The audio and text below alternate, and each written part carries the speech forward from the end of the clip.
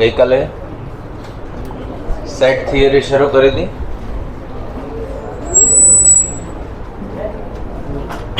શું શું લખાવેલું છે સેટની ડેફિનેશનથી લઈને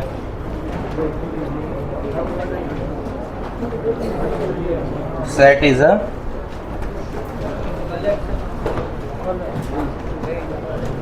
collection of well defined distinct object. Set ને દર્શાવવાની રીત કેટલી છે? બે. એક રીત લિસ્ટિંગ મેથડ અને બીજી રીત સેટ બિલ્ડર મેથડ. પછી ટાઈપ્સ ઓફ સેટ, સંખ્યાના આધારે 4 પ્રકાર. ખાલી ગણ એટલે empty set, null set. Single tone set એટલે એકાકી ગણ. પછી ઇનફાઇનાઇટ સેટ અને ફાઇનાઇટ સેટ. યુનિવર્સલ સેટ અને કોમ્પ્લિમેન્ટરી સેટ. ગણક્રિયા એટલે સેટ ઓપરેશનના આધારે યોગ ગણ અને છેદ ગણ એટલે યુનિયન સેટ અને ઇન્ટરસેક્શન સેટ. પછી subset belongs to, subset A set અને સેટ વચ્ચે આવશે અને બિલોંગ્સ ટુ એ એલિમેન્ટ અને સેટ વચ્ચે આવશે. પછી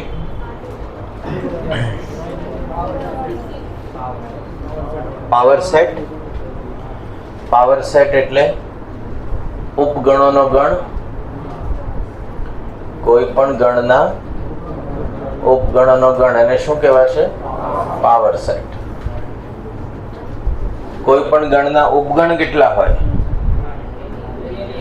2 ની n ઘાત. Number of subset 2n. Number of proper subset 2n - 1. પછી કાર્ડિનલ નંબર્સ.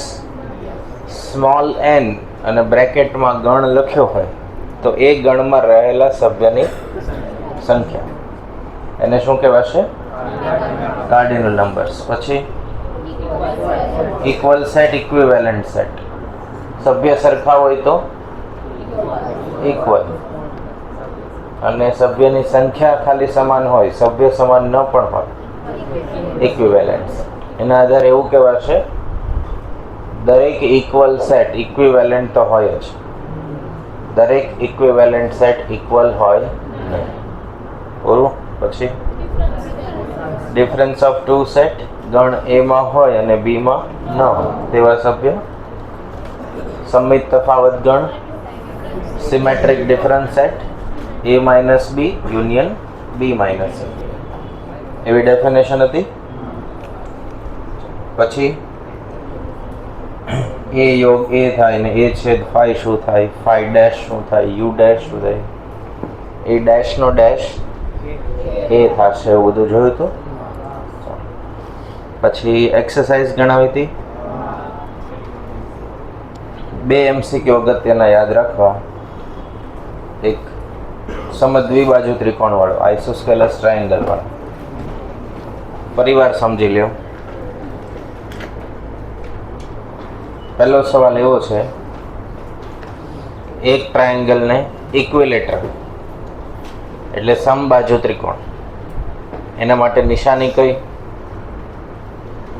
ક્વેશ્ચનમાં ઇક્વિલેટરલ માટે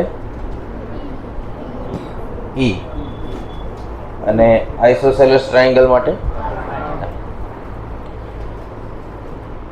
તો એમાં એવું વાક્ય લખાવેલું કે દરેક સમબાજુ ત્રિકોણ સમદ્વિબાજુ ત્રિકોણ પણ કહેવાય.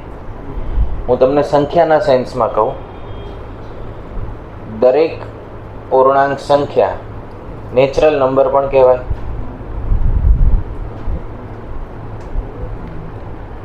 કે રિવર્સ? દરેક નેચરલ નંબર પૂર્ણાંક સંખ્યા કહેવાય. હવે ફરક ખબર પડી? દરેક નેચરલ નંબર ઇન્ટીજર નંબર પણ કહેવાય. ઇન્ટીજર એટલે કેવી સંખ્યા? પૂર્ણાંક સંખ્યા. 2 ભાગ ધન પૂર્ણાંક ઋણ પૂર્ણાંક. તો દરેક નેચરલ નંબર ઇન્ટીજર નંબર પણ કહેવાય. એમ દરેક સમબાજુ ત્રિકોણ, દરેક ઇક્વિલેટરલ ટ્રાયેંગલ, સમદ્વિબાજુ ત્રિકોણ, આઇસોસ્કેલસ ટ્રાયેંગલ પણ કહેવાય. હવે વિચારી લો કે કોણ કોનો સબસેટ થયો. દરેક સભ્ય બીજામાં હોવા જોઈએ. દરેક સભ્ય બીજામાં હોવા જોઈએ. તો દરેક સમબાજુ ત્રિકોણ જેની નિશાની શું? ઈ, સબસેટ આઇસોસ્કેલસ ટ્રાયેંગલ. બરાબર.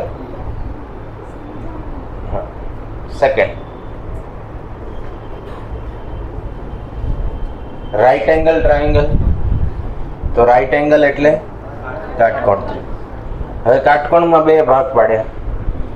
એક કાટકોણ ત્રિકોણ એવો જેની બે બાજુ સરખી હોય, એટલે કર્ણ સિવાયની બે બાજુ, હાઇપોટેનસ અને હાઇપોથિસિસ, પૂર્વધારણા. બે શીખ્યા હતા. તો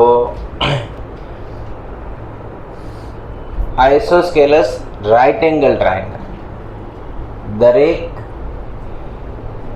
કાટકોણ ત્રિકોણ પણ કેવો? સમદ્વિબાજુ ત્રિકોણ. તો દરેક કાટકોણ સમદ્વિબાજુ ત્રિકોણ અથવા સમદ્વિબાજુ કાટકોણ ત્રિકોણ એ સમદ્વિબાજુ ત્રિકોણ કહેવાય.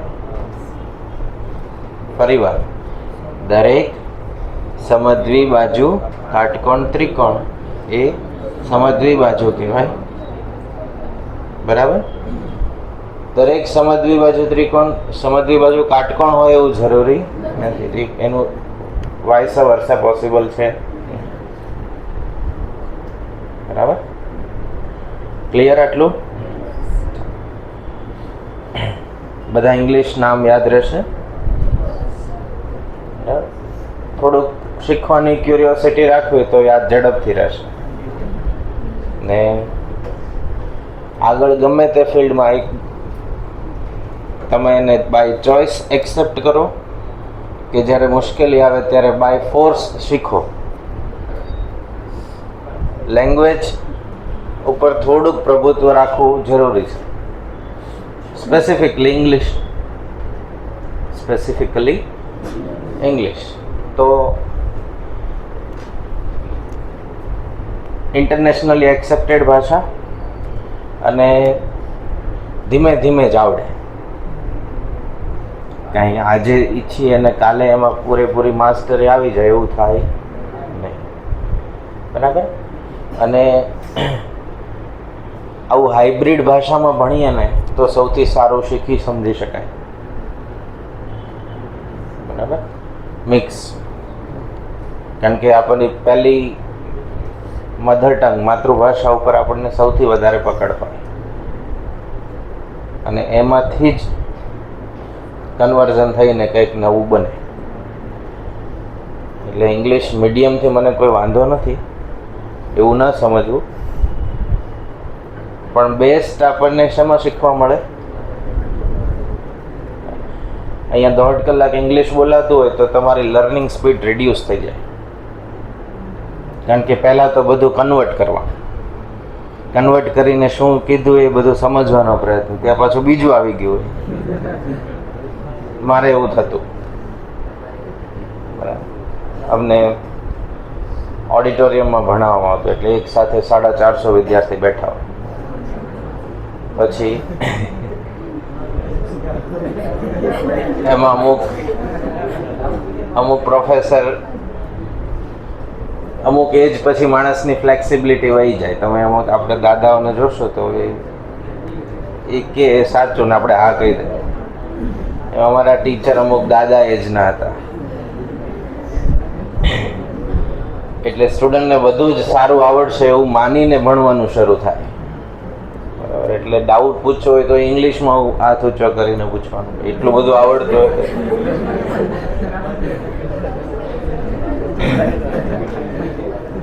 અને ત્યારે એવું હેઝિટેશન થતું કે હવે એક તો આવડ્યું નથી, એનો ડાઉટ છે, એ ડાઉટ પાછો ઇંગ્લિશમાં પૂછવાનો. એટલે મોસ્ટલી કોઈ પૂછે, અને એમાંય પાછું 400-500 સ્ટુડન્ટ વચ્ચે એવું કઈ ગેરંટી નહીં કે તમને રિસ્પેક્ટફુલી સમજાવશે. ઉતારી પાડવું કે ને એવું એમના માટે બહુ સહજ હોય.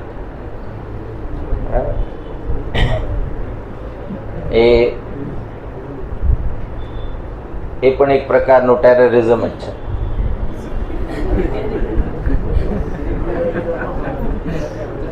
જે માણસને ક્યુરિયોસિટી છે શીખવાની, એનો ત્યાં વધ થઈ જાય. લાઈફમાં પછી કોઈ દિવસ પ્રયત્ન કરે, વ્હાઇટ કોલર ટેરરિઝમ.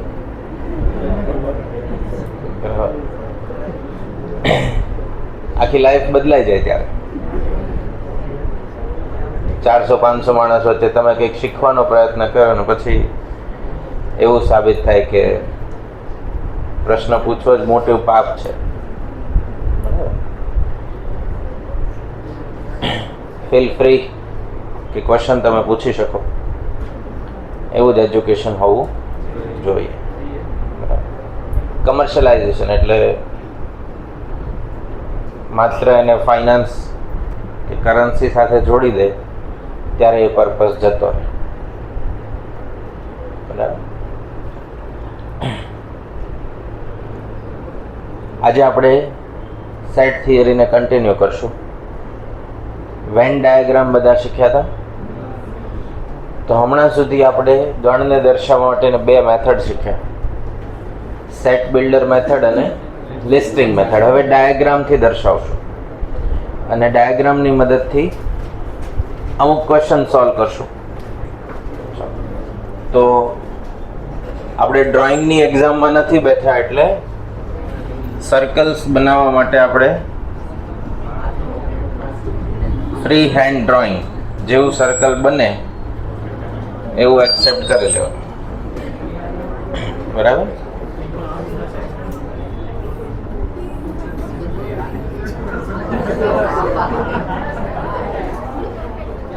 આવું જ બને ને નેચરલી બનાવવું. તો જ્યાં મોટું બોક્સ હોય એ હંમેશા શું હોય? Universal set. ને યુનિવર્સલ એટલે આપણા અભ્યાસમાં જેટલા સેટ આવતા હોય બધા એની અંદર હોય એલિમેન્ટ્સ, એટલે એને શું કહેવાતું? યુનિવર્સલ. તો પહેલો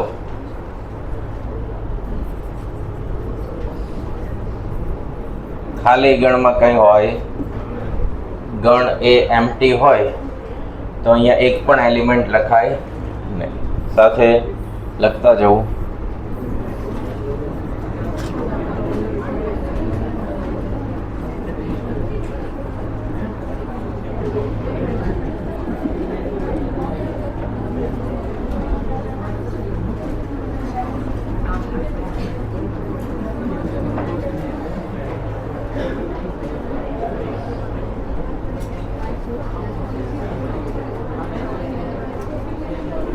કેવો સેટ?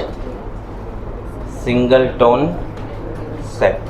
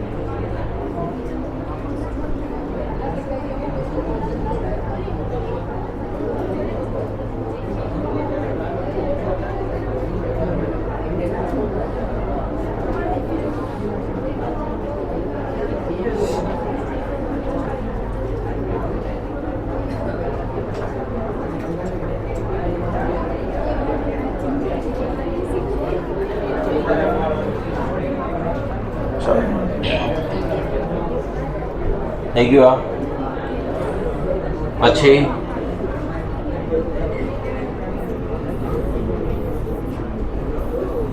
આ ગણ એ હોય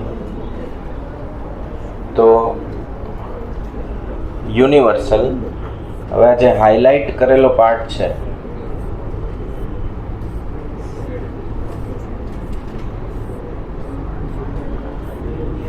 આ બની જાય એ ડેશ. એટલે કેવો ગણ? પૂરક ગણ. એને આપણે શું કહેશું? કોમ્પ્લિમેન્ટરી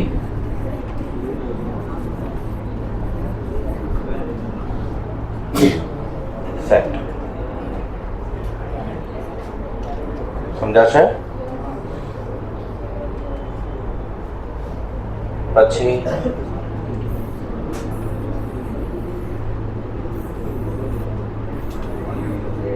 ગણ એ અને ગણ બી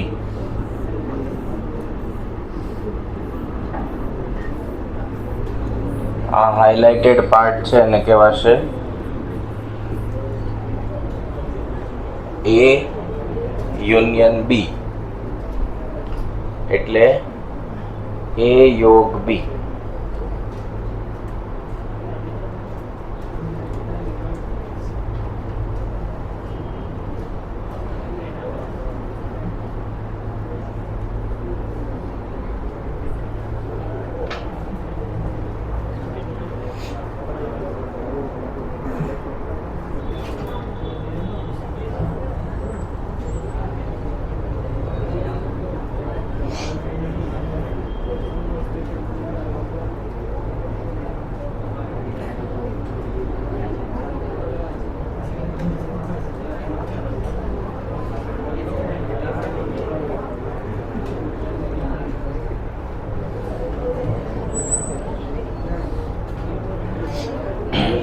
પછી છેદગણ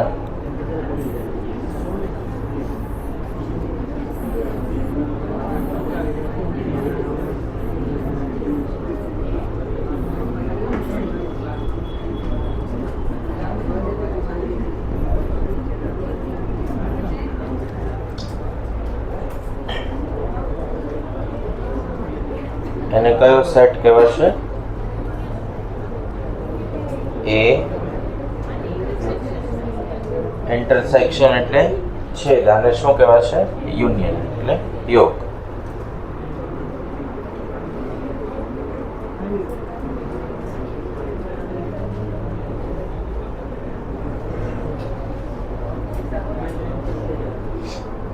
યુનિયન સેટ અને ઇન્ટરસેક્શન સેટ. યોગ ગણ, છેદ ગણ.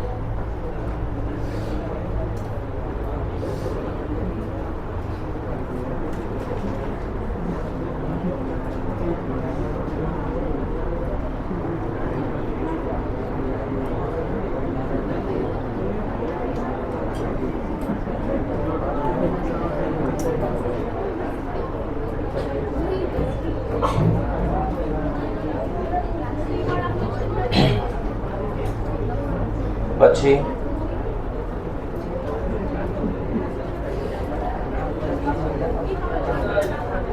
લખાઈ ગયું છે.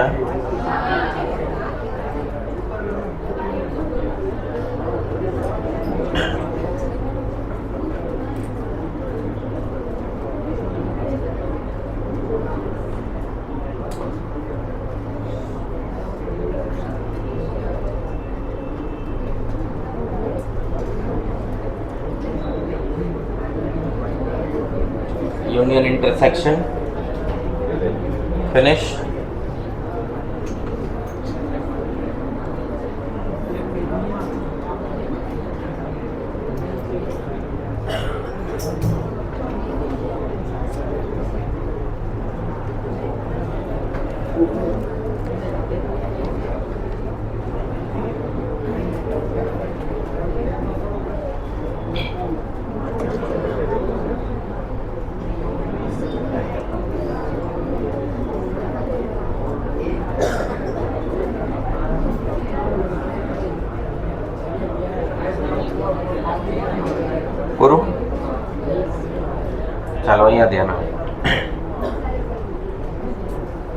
કોઈ એમ કે a યોગ b આખાનો ડેશ, તો આ જે ભાગ છે a યોગ b એ બ્લેન્ક રહેશે અને બહારનો ભાગ છે એમાં લાઇન્સ આવશે. બરાબર. હવે વેન ડાયાગ્રામના આધારે ગણનો એક હજી પ્રકાર છે, એ છે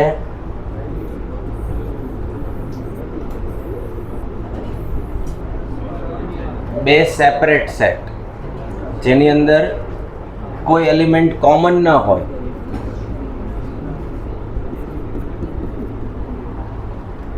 તો એનું નામ છે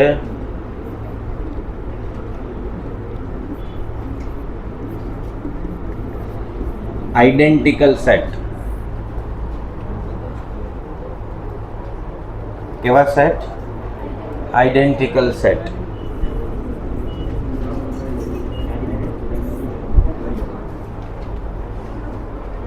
અલગ ગણ, સેપરેટ, જેમાં કોઈ પણ એલિમેન્ટ્સ કોમન હોય નહીં. આઈડેન્ટિકલ સેટનો છેદગણ કેવો હોય? 5. આઈડેન્ટિકલ સેટનો છેદગણ કેવો હશે? 5.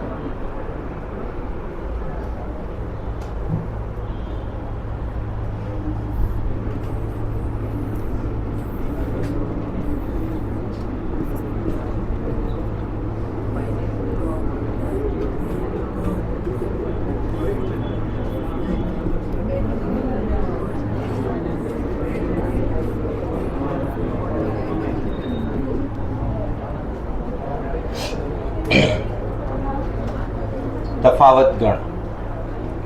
ડાબી સાઈડનો ભાગ છે એને a માઇનસ b, જમણી સાઈડનો ભાગ છે એને b માઇનસ. આપણે વ્યાખ્યા પણ એવી કીધી હતી, ગણ a માં હોય b માં ન હોય એવા સભ્ય એટલે a માઇનસ b. ગણ b માં હોય a માં ન હોય એવા સભ્ય એટલે b માઇનસ. સમજાશે? a માઇનસ b અને b માઇનસ. વ્યાખ્યા યાદ આવી?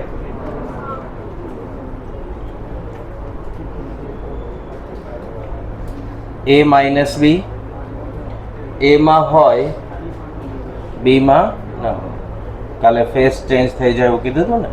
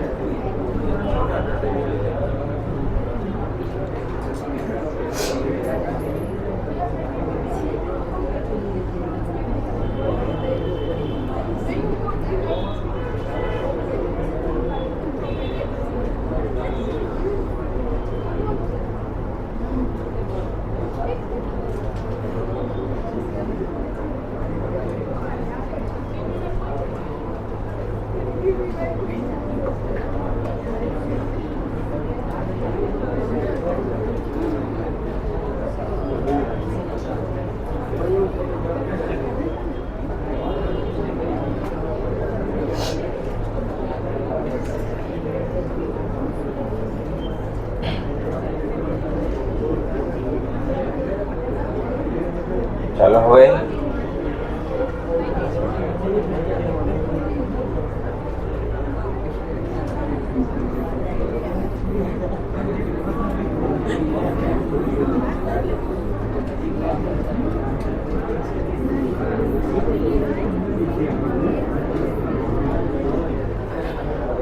અહીંયા ધ્યાન આપો. હવે જેની મદદથી ક્વેશ્ચન ગણવાના છે,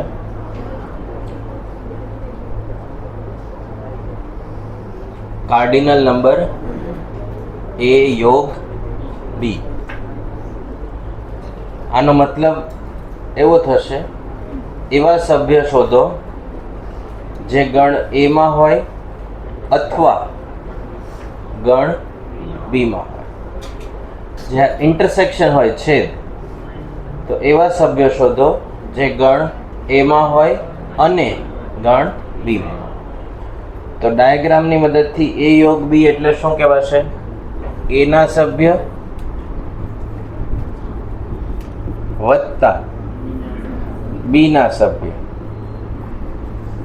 હવે આ ભાગ 2 વાર આવી ગયો એટલે એક વાર એને શું કરવો પડે? પાછળ. યુનિયન છે, બરાબર. ટોટલ વેરિયેબલ કેટલા થાય? 4.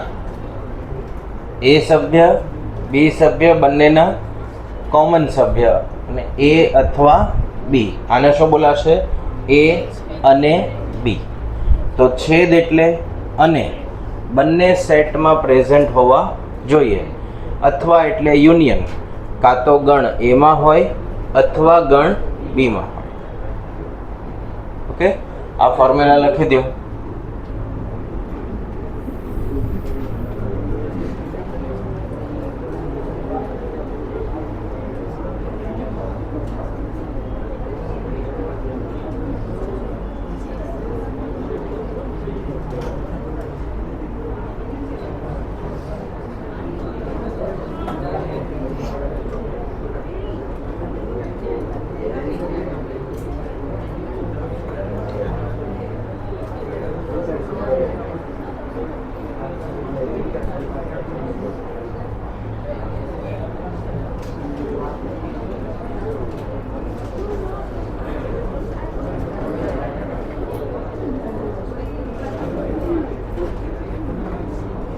એ ના એલિમેન્ટ અથવા બી ના એલિમેન્ટ.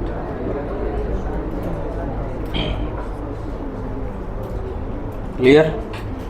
હવે 3 સેટ હોય તો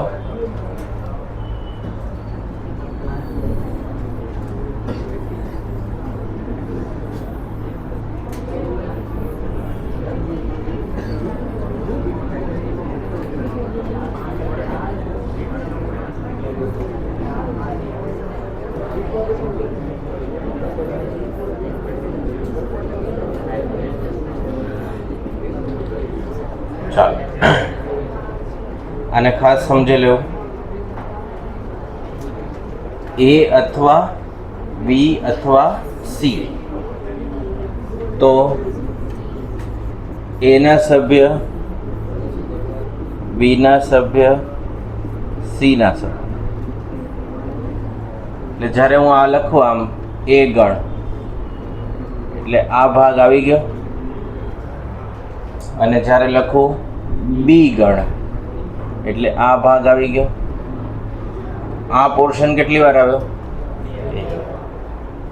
તો તમે એ છેદ બી વાળું રિમૂવ કરો, બી છેદ સી વાળું રિમૂવ કરો અને એ છેદ સી વાળો રિમૂવ. ત્રણેય બાદ કરવા પડે.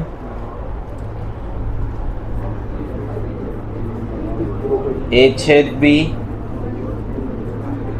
બી છેદ સી, એ છેદ સી. હવે ધ્યાન આપજો, આ ભાગ અને આ ભાગ ત્રણેય તમે કાઢી નાખો તો વચ્ચેનો ભાગ રહ્યો નહીં. એટલો પોર્શન શું કરવો પડે? ઉમેરવો પડે. આ ફોર્મ્યુલા થઈ કોને? એ અથવા બી અથવા સી. આની મદદથી 10, 12, 15 MCQ હશે, એથી પણ વધારે હોઈ શકે. આ એક ફોર્મ્યુલાની મદદથી, જેમાં કેટલા છે સેટ? 3. 2 વાળું તો ખૂબ ઇઝી છે. એના સભ્ય, બીના સભ્ય, એમાંથી છેદના સભ્ય 2 વાર આવ્યા એટલે એકવાર શું કરી દીધા? માઇનસ કરી દીધા. એવું જે માઇનસ કરવાનો ભાગ છે એ આમાં પણ થવાનો, કારણ કે જ્યારે હું આમ સેટ લખું આ ભાગ, ત્યારે આમાં આવી ગયો ઓલરેડી. પછી જ્યારે હું અહીંયા લખું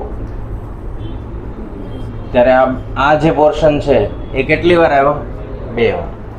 એવી રીતે બીજા સેટમાં આ પોર્શન કેટલી વાર આવશે? 2 વાર. ત્રીજા સેટમાં આ પોર્શન કેટલી વાર આવશે? 2 વાર. એટલે બધા 2 વખત આવ્યા એટલે એને એક વાર રિમૂવ કર્યા.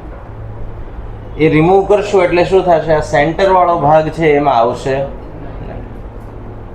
સેન્ટર વાળો ભાગ એમાં આવશે નહીં. એટલે એને શું કરવો પડે? એડ કરવો. એને શું કરવું પડશે? એડ કરવું પડશે. બરાબર. આની મદદથી ક્વેશ્ચન છે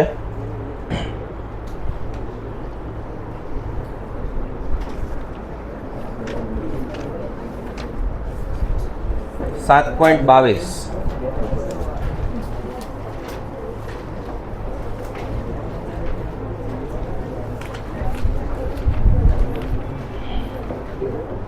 out of 2000 employees. કેટલા એમ્પ્લોય છે? 2000. out of 2000 employees.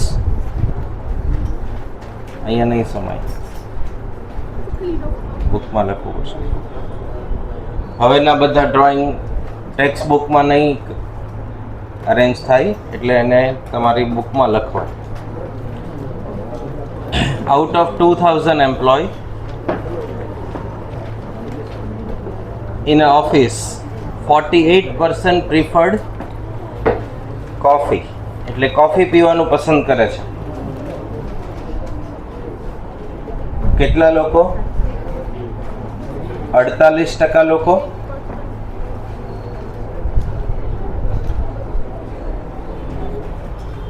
ચાલો 48% કેટલા થશે કોફી વાળા? 960. Cardinal number coffee. કેટલા લોકો ટી પીવાનું પસંદ કરે છે?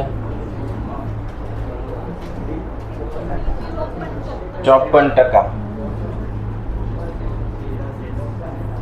10. અને કેટલા લોકો સ્મોક કરવાનું પ્રેફર કરે છે? 1280. તો આપણે ABC ના બદલે હવે શું લખાય? તમે આ ફોર્મ્યુલા લખી લીધી? ઓકે. કોફી, ટી અને સ્મોકિંગ એવી રીતે અહીંયા બદલાઈ જશે. Coffee, T, smoking.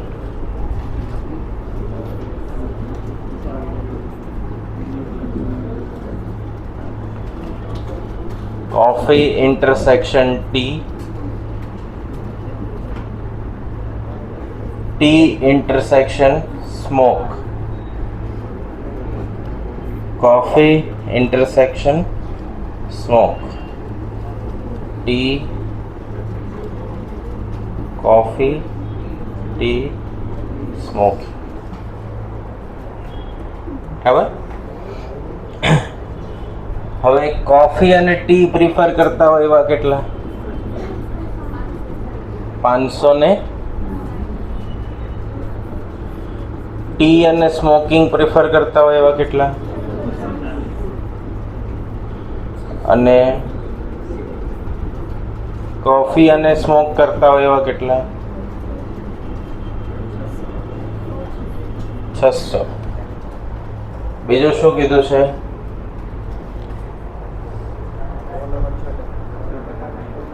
6% did none of this. 6% લોકો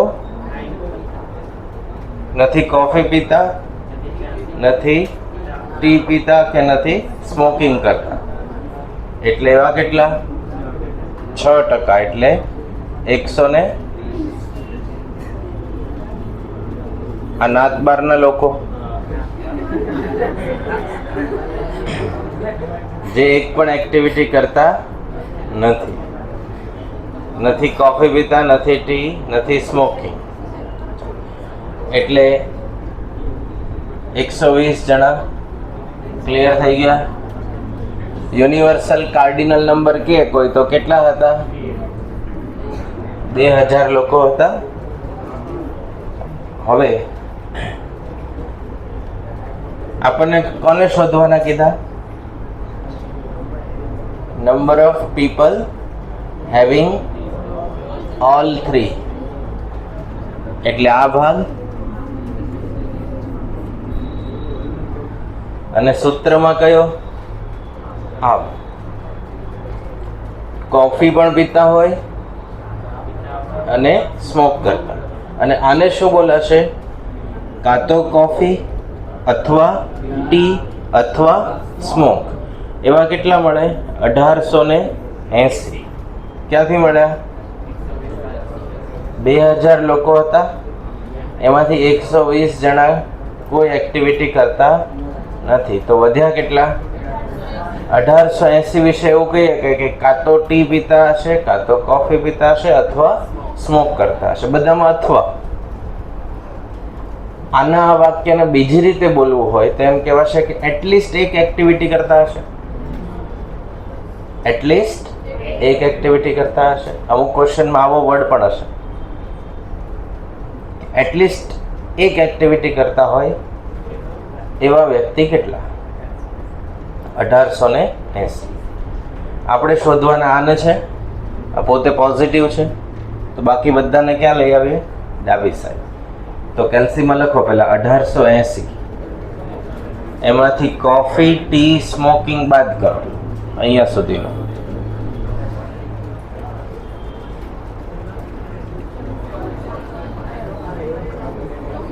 $1400, અને એમાં 560, 640 ને 600 ઉમેરી દે. કેટલા આવ્યા?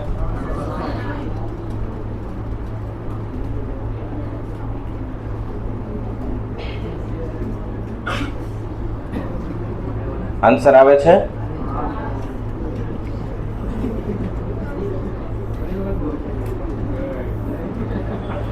તો આ વેલ્યુ કેટલી મળી? 360.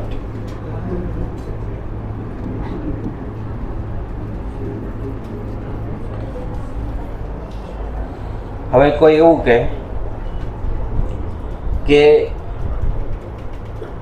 કોફી પીતા હોય, ટી પીતા હોય, એ ચાલે, સ્મોકિંગ કરતા હોવા જોઈએ નહીં.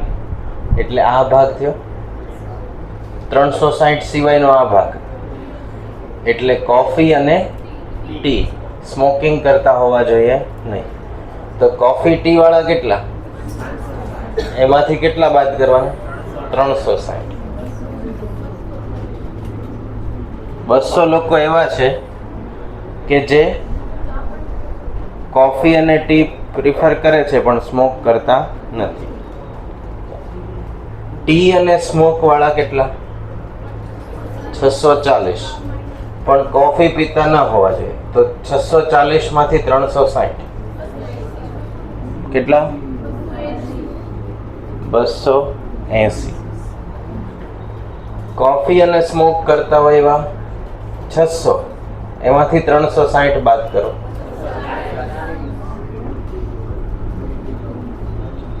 બરાબર? એવું પૂછવામાં આવે કે ઓનલી ટી પીતા હોય એવા કેટલા? બીજું કાંઈ નહીં, ઓનલી ટી. તો ટીમાં કેટલા છે?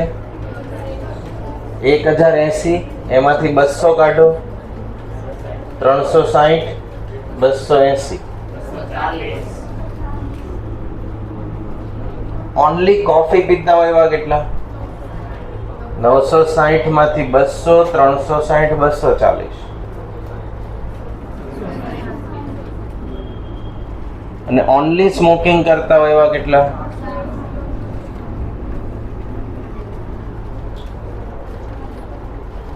બરાબર? મેક્સિમમ આટલા પ્રશ્ન બને. વેન ડાયાગ્રામના જેટલા નાના નાના ટુકડા છે એ બધાના શું બની જાય? ક્વેશ્ચન બને. હવે આટલો ભાગ, આ 200 વાળો, 200, 280 ને 240, આ જે ભાગ છે એ ખાલી કેટલી એક્ટિવિટી વાળા? બે એક્ટિવિટી. આ સેન્ટર ભાગ 360 છે, એ કેટલી એક્ટિવિટી વાળા? 3 એકલા 160, 240 એ કયા? એક જ એક્ટિવિટી વાળા. બરાબર? હવે એવું કહેવામાં આવે કે ટી, સ્મોક અને કોફી આ ત્રણેયમાંથી ક્વેશ્ચનને મોડિફાઈ કરીને 200, 240, 280 તો શું થાય? ટી પીતા હોય એવા ચાલે,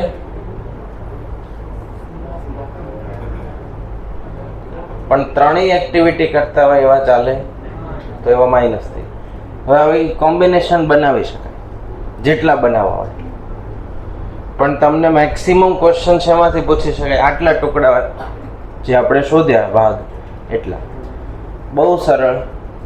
ત્રણેય એક્ટિવિટી કરતા હોય એવા સેન્ટર, ખાલી એક એક એક્ટિવિટી કરતા હોય એવા ટી, કોફી, સ્મોકિંગ, અને આ જે વધ્યા 200, 280 ને 240 એ કેવા? બે એક્ટિવિટી વાળા. ઓનલી 2. કેવા? Only 2 activity. એટલે તમે જે આ આખો ઇન્ટરસેક્શન સેટ હોય ને એમાંથી ત્રણેય એક્ટિવિટી કરતા હોય એવા શું કરી દેવાના? બાદ. સમજાશે? તો એડિશનલ ક્વેશ્ચન બેંક ખોલો.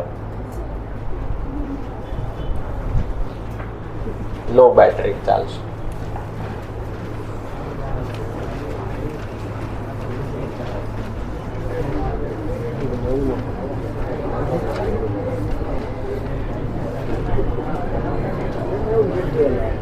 એકસઠમો પ્રશ્ન.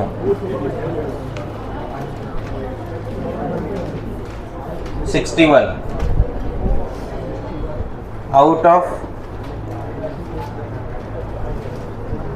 200 staff, 48% prefer coffee, 54% prefer tea અને 64% prefer cocoa. તો ખાલી સ્મોક નીકળી ગયું અને કોકોઆ આવી. બીજો કોઈ ફરક છે નહીં. તો એના આધારે કેટલા ક્વેશ્ચન બનેલા છે? 61, 62, 63. તો જુઓ 61માં શું કીધું? Find number of having all 3. All 3 વાળા કેટલા છે? 360. આન્સર ચેક કરો. 360 આવે છે. ઓકે, ચાલો પછી 62મો question. As per question number 61, with the same order of option, એટલે ABCD option એ સરખા. Find the number of having tea and cocoa but not coffee. T અને કોકોઆ પણ કોફી પીવા જોઈએ નહીં. 280, કારણ કે 360માં તો પાછા કોકોઆ વાળા હશે, એટલે ટી અને કોકોઆ. આપણને પહેલા કોફી વર્ડ યુઝ કર્યો છે ને રકમમાં. 48% કોફી, 54% ટી અને 64% કોકો. તો આન્સર 280 આવશે. 62માં બી જો.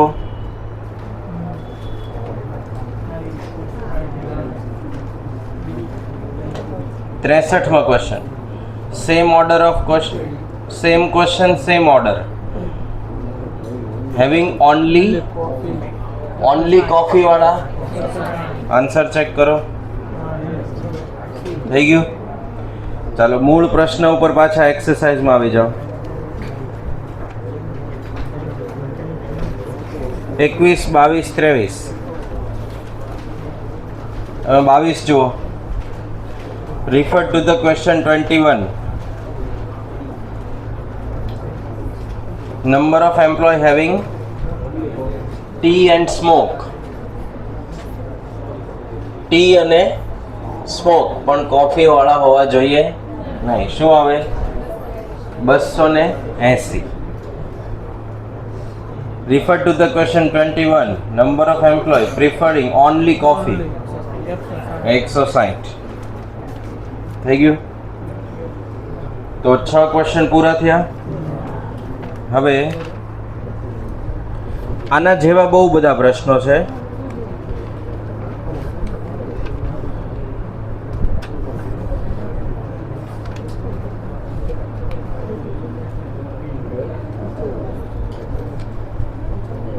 ક્વેશ્ચન 66 7.37.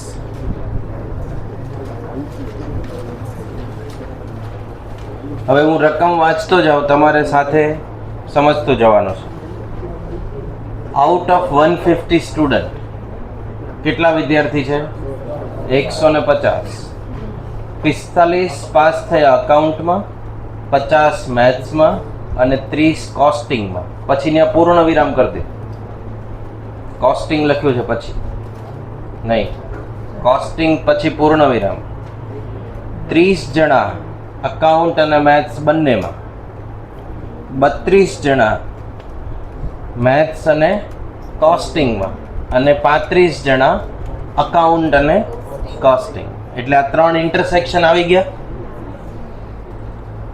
આ 3 ઇન્ટરસેક્શન અને પેલા 3 મેથ્સ અકાઉન્ટ અને કોસ્ટિંગ, 3 સેટ ઈ આવી ગયા, 3 ઇન્ટરસેક્શન આવી ગયા. એટલે સૂત્રમાં જો આ 6 વસ્તુ આવી ગઈ. 1 2 3 4 5 6. હવે 2 વધી. તો સ્ટુડન્ટ કેટલા હતા? 150. 25 student pass in all 3 subject. એટલે ત્રણેયમાં પાસ થયા. 25 સ્ટુડન્ટ ત્રણેયમાં પાસ થયા. તો શું કીધું? Find the number who passed at least any one of the subject. તો મેં હમણાં તમને કીધું હતું એટ લીસ્ટ એની વન એટલે કાં તો અકાઉન્ટમાં, કાં તો મેથ્સમાં, કાં તો કોસ્ટિંગમાં. તો શું કરવાનું? ત્રણેયનો સરવાળો, ત્રણેયની બાદબાકી અને વત્તા ત્રણેય વિષયમાં પાસ થયા હોય એવા એડ કરી દેવાના.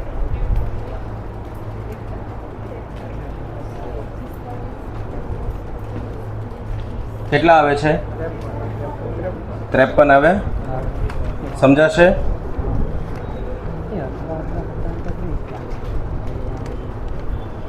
ત્રેપન વિદ્યાર્થી એવા હશે જે કાં તો મેથ્સમાં પાસ થયા હશે, અથવા અકાઉન્ટમાં પાસ થયા હશે, અથવા કોસ્ટિંગમાં પાસ થયા હશે. ક્લિયર? પછી ક્વેશ્ચન 72.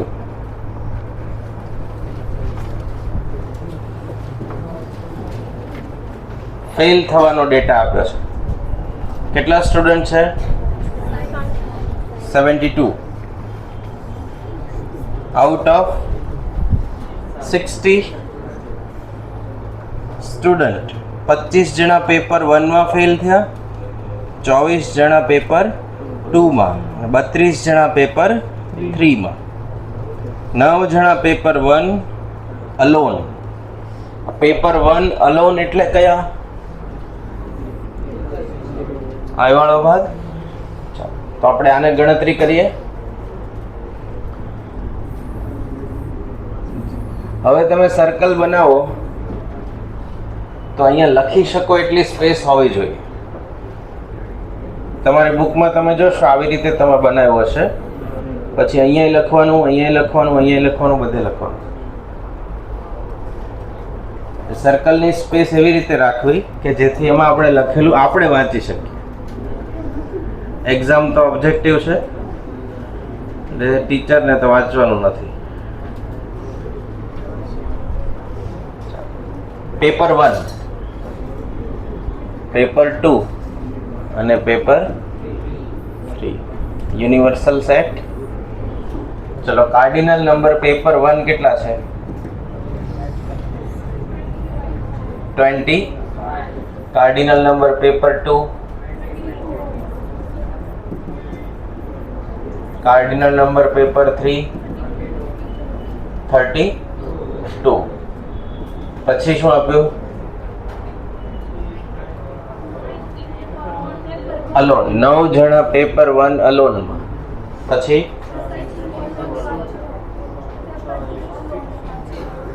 પેપર 2 અલોનમાં 6.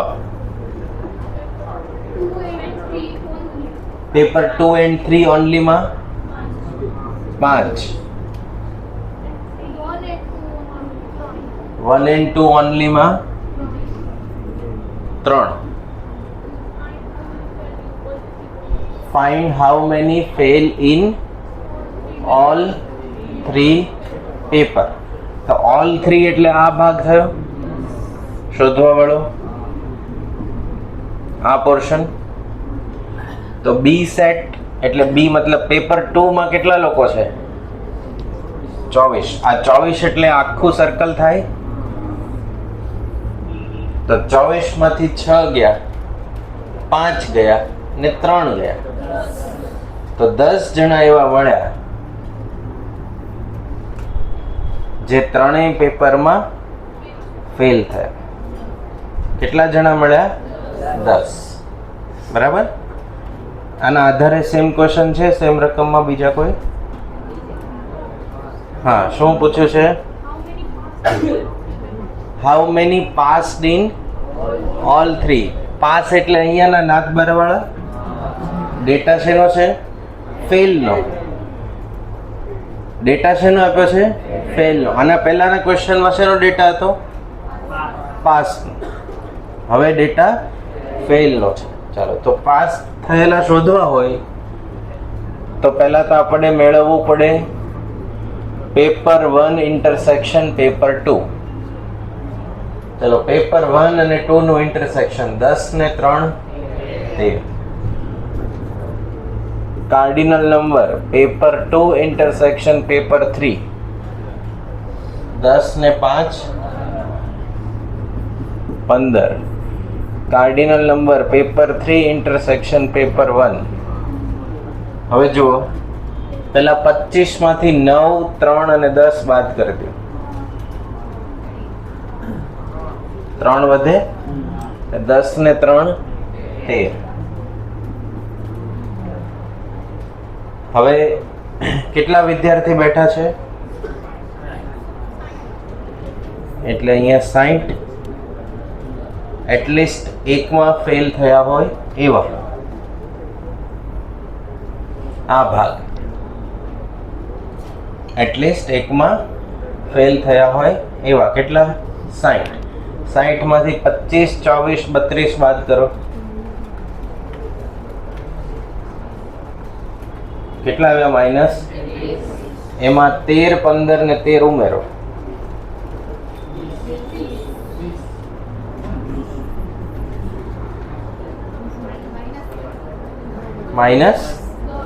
માઇનસ 10. કેટલા થયા? કેટલા સ્ટુડન્ટ આવશે? કેમ માઇનસ કરવા પડ્યા? ત્રણેયમાં ફેલ થયા હોય એવા સ્ટુડન્ટે એલિમિનેટ કરવા પડે.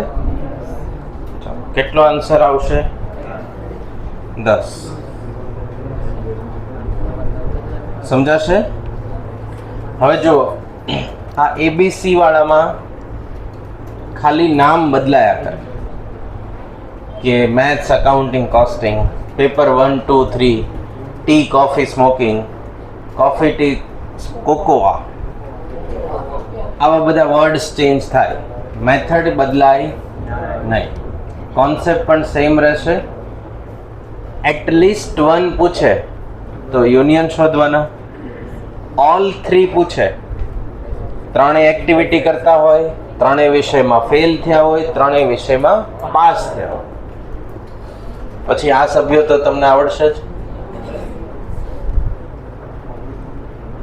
ડેશ વાળા જે ક્વેશ્ચનની વાત થતી હોય એમાં ઇન્વોલ્વ ન હોય, જેમ કે પાસ થવાનો ડેટા આપ્યો હોય તો ડેશ વાળા એ કયા કહેવાય? ફેલ કહેવાય.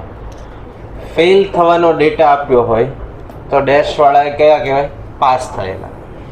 ટી, કોફી, સ્મોકિંગનો ડેટા આપ્યો હોય તો ત્રણેય એક્ટિવિટી નથી કરતા એવા મેમ્બર 12 વાળા કહેવાશે. સમજાશે? હવે જુઓ, question 90.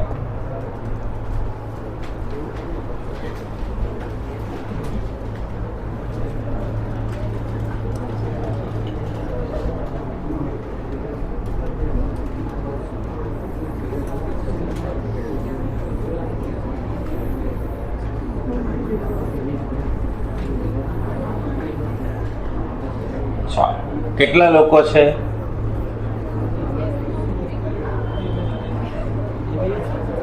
Out of 1000 student.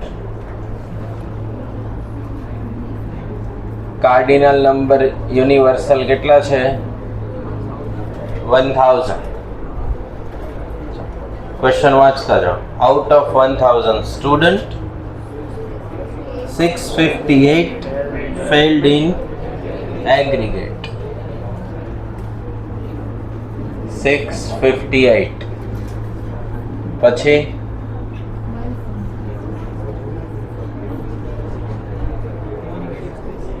166 in the aggregate and group 1.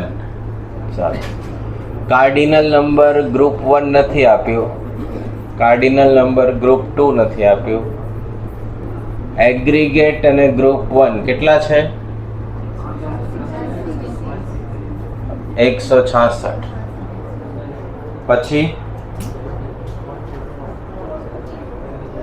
434 aggregate and group 2.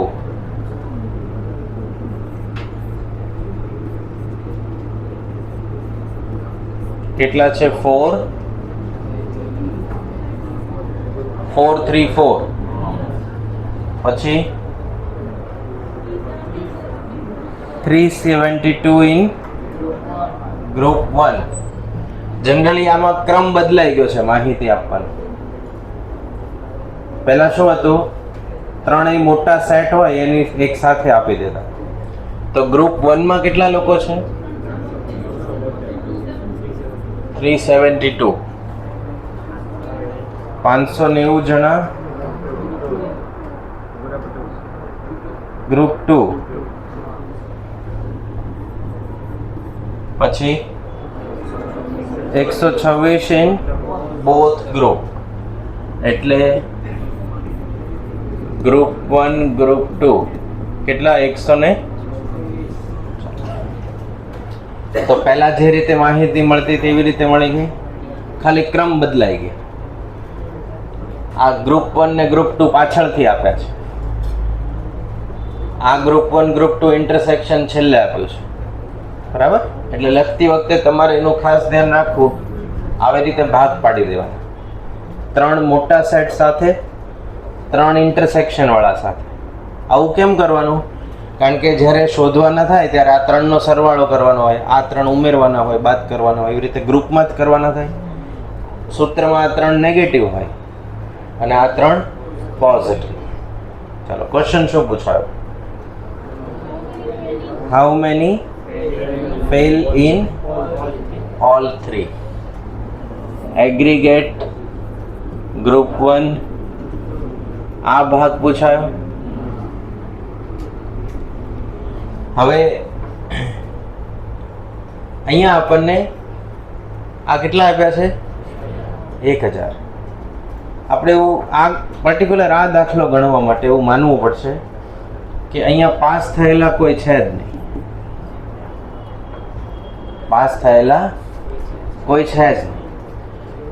એટલે cardinal number aggregate group 1 group 2 આ કેટલા બની ગયા? 1000. એલસી કરો. 1000 માંથી આ ત્રણેય બાદ કરો.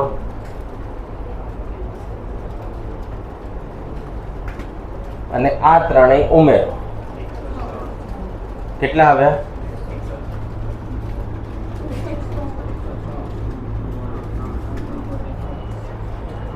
આન્સર આવે છે 106.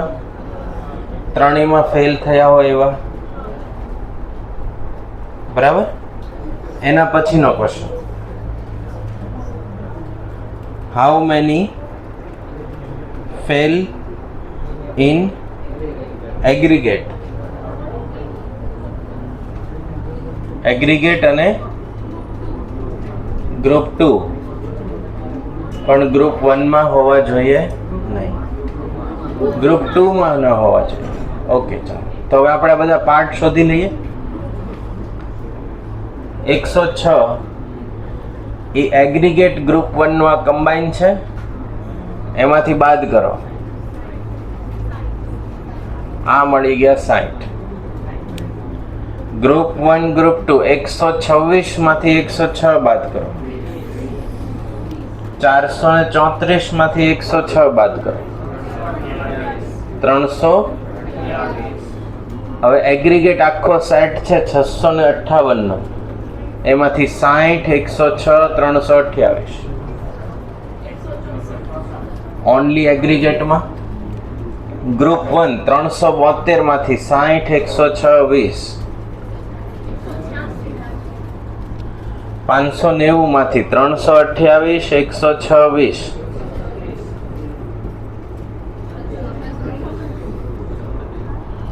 ઓકે, હવે ક્વેશ્ચન વાંચીએ. બધું શોધી લીધું એટલે how many fail in aggregate but not in group 2. તો જુઓ, એગ્રીગેટમાં હોવો જોઈએ પણ ગ્રુપ 2 માં હોવો જોઈએ. આટલો ભાગ ગ્રુપ 2 નો છે તો 164 ને 60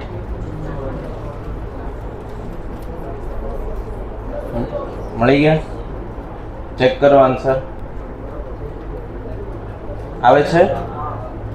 ક્વેશ્ચન સમજો ફરીવાર. એગ્રીગેટ અને ગ્રુપ 2 માં હોય તો ચાલે, ગ્રુપ 1 માં એગ્રીગેટ અને ગ્રુપ 1 માં હોય તો ચાલે, પણ ગ્રુપ 2 માં હોવો જોઈએ નહીં. તો આખા એગ્રીગેટ વાળા સેટમાં ગ્રુપ 2 ના ટુકડા હોય એવા બે ભાગ છે. તો 164 અને 60 ઉમેરી દો તો એમાં ક્યાંય ગ્રુપ 2 આવે છે નહીં, એટલે એ ભાગ માઇનસ થઈ જશે. ક્લિયર? એના પછી how many fail in group 1 but not in the aggregate. Group 1 પણ એગ્રીગેટમાં હોવો જોઈએ નહીં. તો એગ્રીગેટમાં હોય એવો આ ભાગ છે તો 186 ને 20. 206. ચેક કરો આન્સર.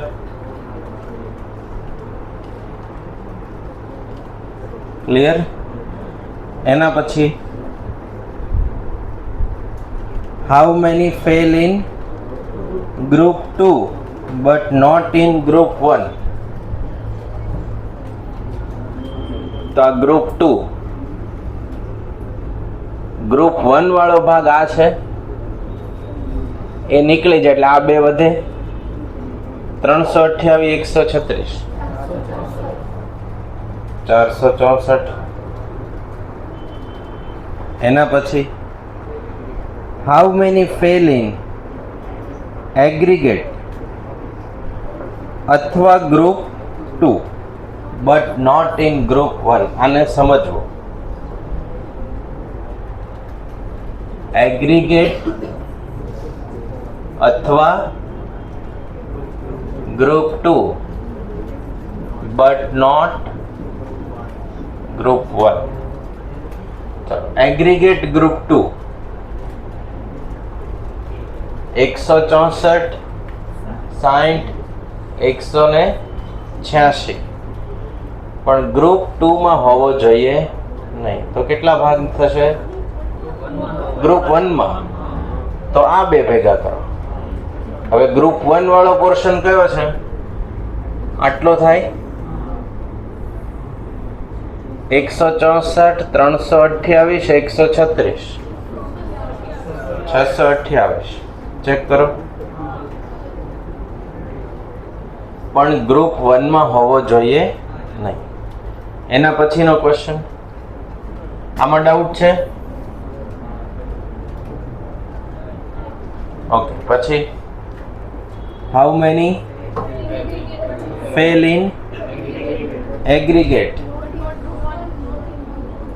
અહીંયા બદલાઈ જશે. Aggregate and group 1 but not in group 2. ખાલી એગ્રીગેટમાં 164 એટલે ઓનલી એગ્રીગેટ.